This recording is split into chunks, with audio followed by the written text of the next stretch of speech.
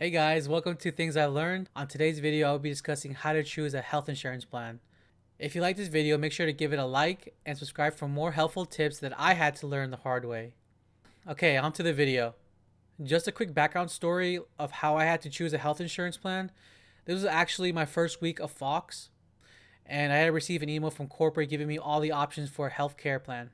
I was given three choices. They were HMO, EPO, and PPO. And if you were like me, you were probably confused and didn't understand anything.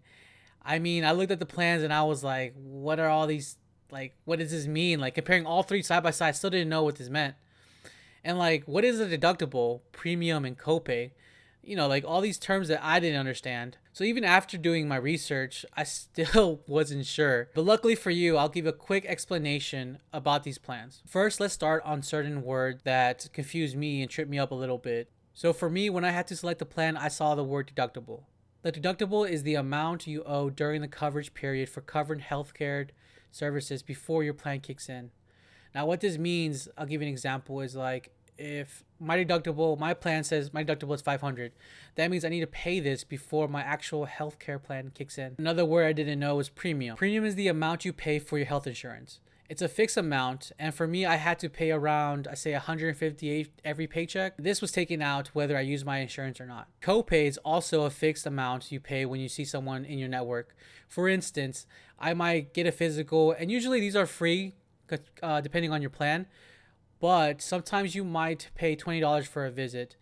But also keep in mind that this $20 does not count towards your deductible. Now, you heard me mention network. This means that depending on your plan, you have specific doctors and facilities that have negotiated with your healthcare provider and to give you a good rate.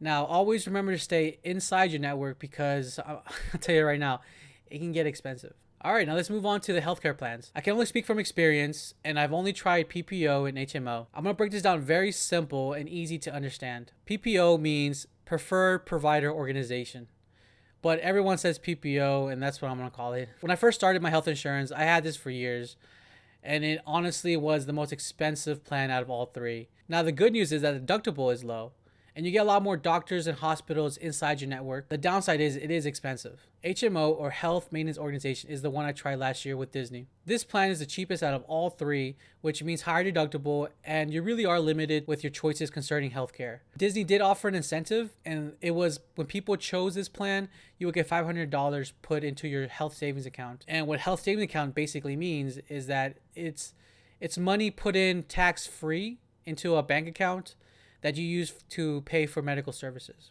And now for the last one, Exclusive Provider Organization, or EPO. I never tried this plan, but I know some of my friends had.